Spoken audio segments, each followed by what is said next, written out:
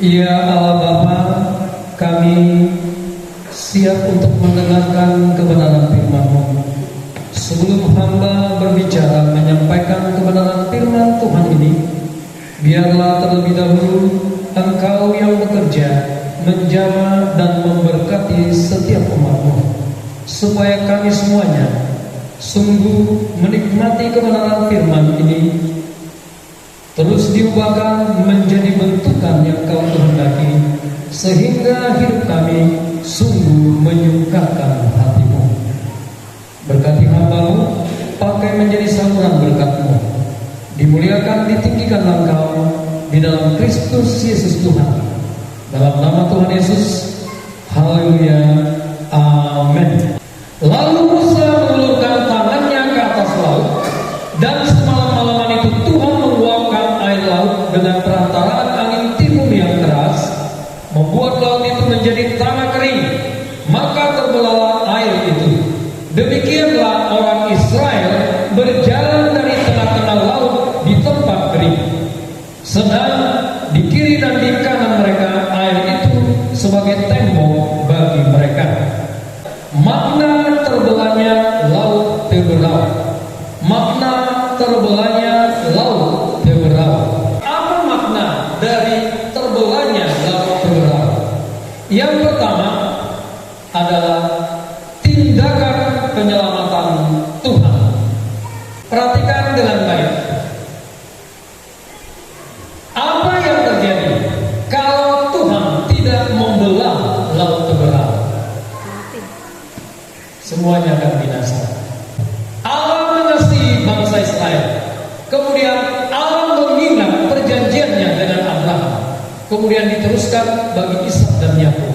Itulah yang membuat Allah datang dan bertindak untuk menyelamatkan bangsa Israel. Kalau bangsa Israel yang sudah tidak punya pengharapan, sudah terkurung, ya, tidak bisa lagi dan tidak ada jalan keluar, diselamatkan Allah dengan membelah laut terbelah.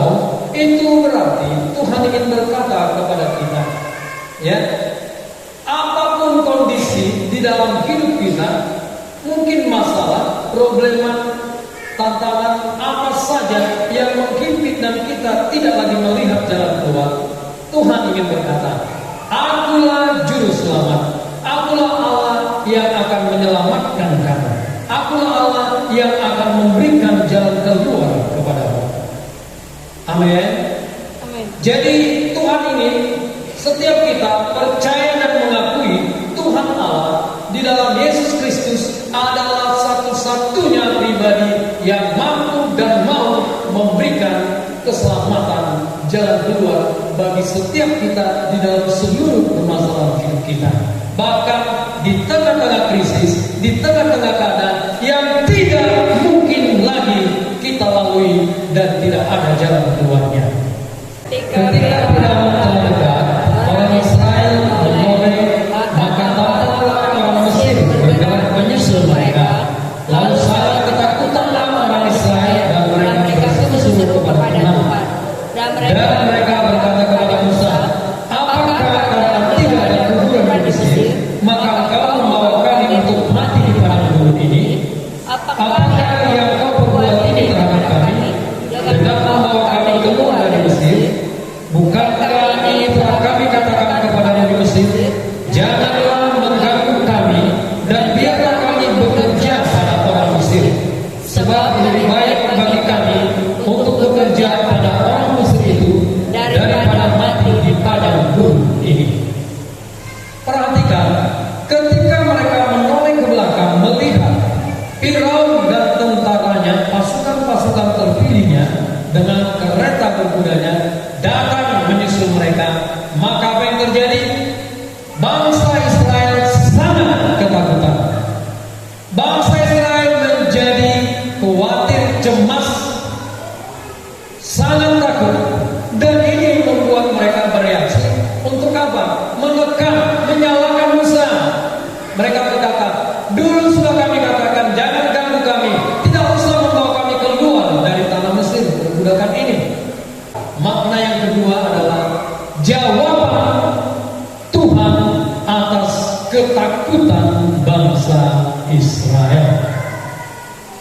Makna yang kedua, Tuhan ingin menyatakan jawabannya. Tuhan ingin menunjukkan bagaimana Dia mengatasi keadaan dan kondisi sikap hati bangsa Israel yang sangat ketakutan.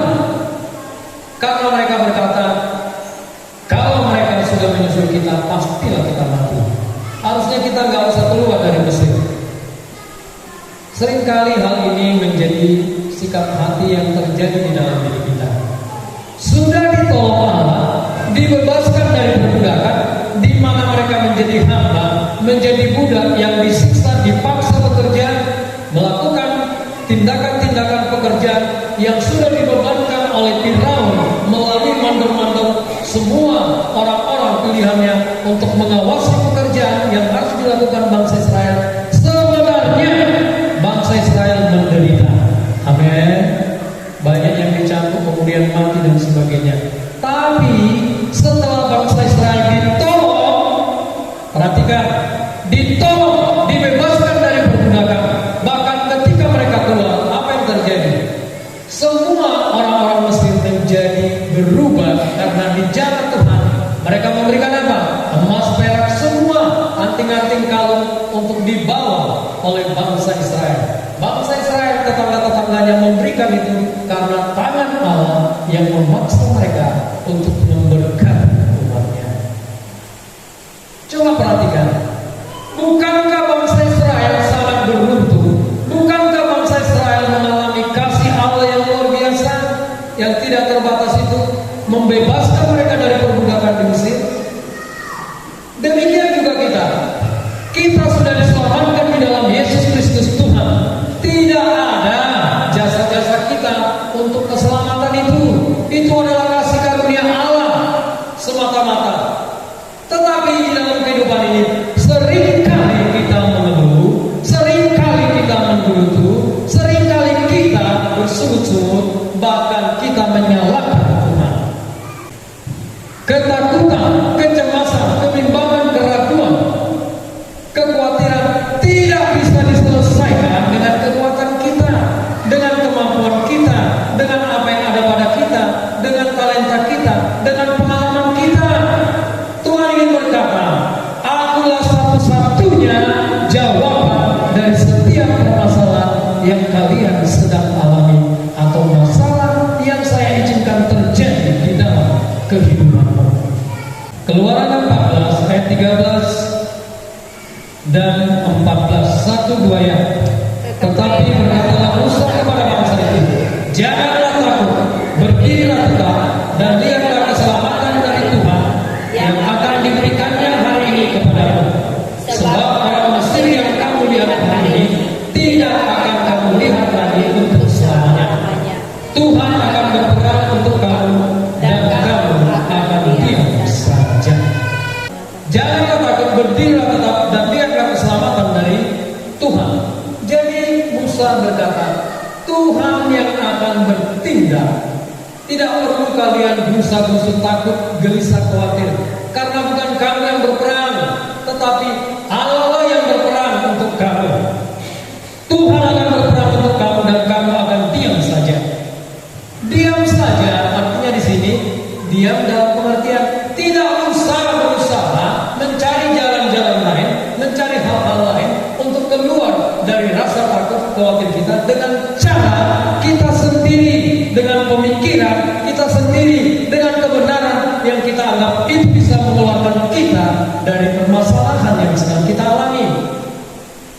Tuhan Allah ingin berkata, diam saja, tenang, percaya kepadaku, percayakan semuanya ini kepadaku, aku akan menyelesaikannya, aku akan memberikan jalan keluar. Amin. Kelepasan, kemenangan di dalam hidup ini, kemenangan atas rasa takut, kekhawatiran, kegelisahan dalam hidup ini, itu hanya ada ketika kita berseru mempercayakan hidup kita dan apa yang kita alami, permasalahan kita, ya, mempercayakan semua apa yang kita alami, rasa takut, kegelisahan, kekhawatiran kepada Tuhan Allah, kepada Yesus Kristus yang telah mati dan dibangkitkan bagi kita. Yang ketiga, kemuliaan Tuhan. Keluaran 14 ayat 4, ayat 17 dan 18. 1-2 ayat. Aku akan mengeraskan hati Firaun sehingga ia mengejar mereka, dan terhadap Firaun dan seluruh pasukannya aku akan menyatakan kemuliaanku, sehingga orang Mesir mengetahui bahwa aku Tuhan. Lalu mereka berbuat demikian. 17-18. Tetapi sungguh aku akan mengeraskan hati orang Mesir sehingga mereka menyusul orang Israel, dan terhadap Firaun dan seluruh pasukannya, keretanya dan orangnya yang berkuda, aku akan menyatakan kemuliaanku. Maka orang Mesir akan mengetahui bahwa aku Tuhan apabila aku memperlihatkan kemuliaanku terhadap Firaun, keretanya dan orangnya yang berkuda.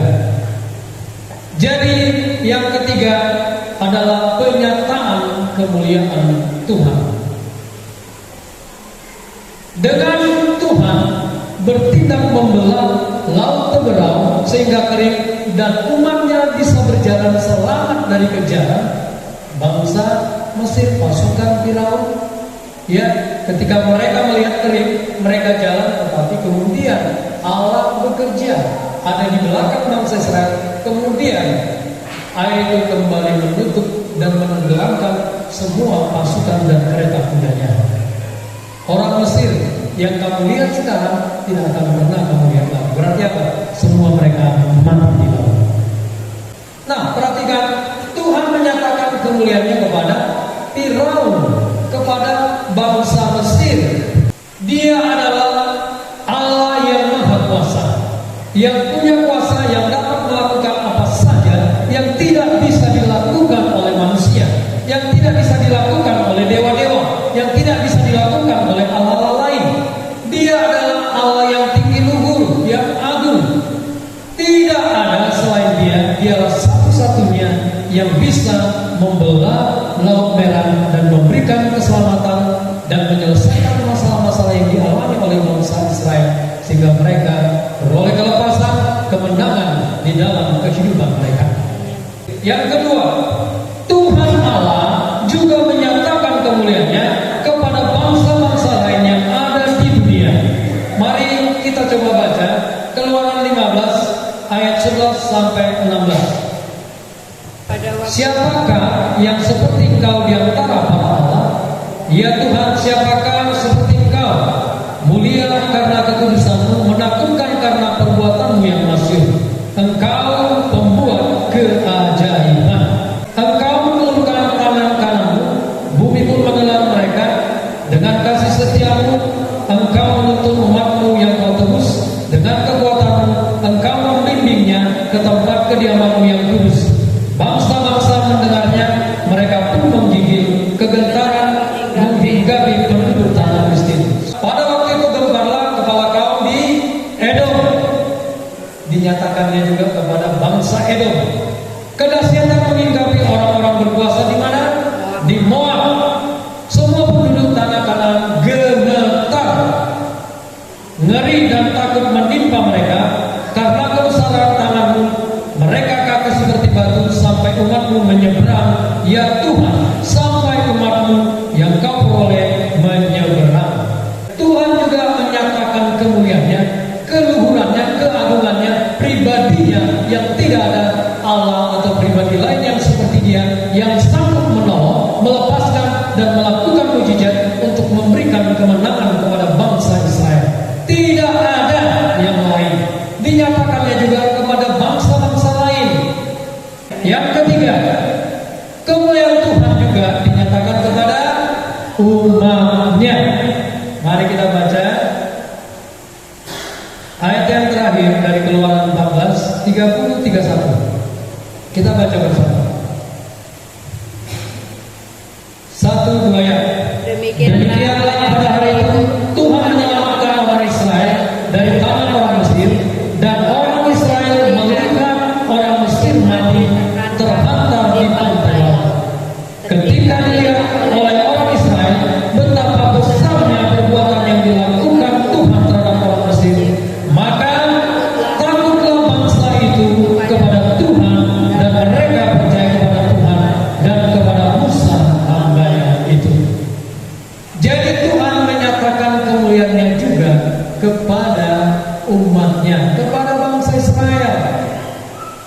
Tuhan ingin berkata, Akulah Tuhan Allahmu, Aku telah membuat perjanjian yang kekal dengan engkau melalui nenek moyangmu Abraham, Ishak dan Yakub. Lihat betapa Aku mengasihi engkau, betapa Aku menjaga, memelihara, melindungi, dan memberikan keselamatan, kemenangan kepadamu.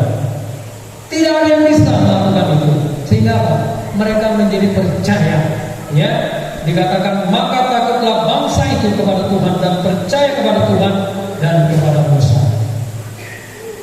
Keraguan, kebimbangan semua telah diselesaikan. Kemudian itu yang membuat bangsa Israel merespon. Akhirnya mereka takut kepada Allah, menghormati Allah, dan percaya kepada Tuhan Allah dan juga Musa hambanya. Ketika terjadi hal-hal yang sulit dalam hidup kita, mari kita nantikan Tuhan. Mari kita percaya, berarti di balik masalah yang kita tidak bisa atasi, percaya Tuhan ingin menyatakan kemuliaan di sana. Amin. Bagi Tuhan, bagi Yesus tidak ada yang mustahil. Bagi kita yang percaya tidak ada yang mustahil. Amin. Ketika kita dalam keadaan terpuruk, hancur, sudah seperti tembok Yerusalem yang runtuh, seperti bait suci yang sudah diruntuhkan oleh bangsa Babilonia, maka Tuhan pun mampu membangun dan membuat apa? Bait suci yang lebih megah daripada yang dulu. Hidup kita yang hancur karena kesalahan, karena kebodohan, karena nafsu kejahatan kita sudah hancur. Tuhan ingin berkata, betapapun engkau hancur, kalau engkau masih punya hati untuk datang merendahkan diri dan kembali percaya menyerahkan hidupmu kepadaku, Aku akan bangkit menolong, Aku akan bangkit memberikan kemenangan, dan di dalamnya Aku akan membuat engkau lebih kuat daripada waktu-waktu yang dahulu. Ya Allah Bapa, hamba sudah selesai menyampaikan isi hatimu. Sempurnakanlah pemberitaan firman ini.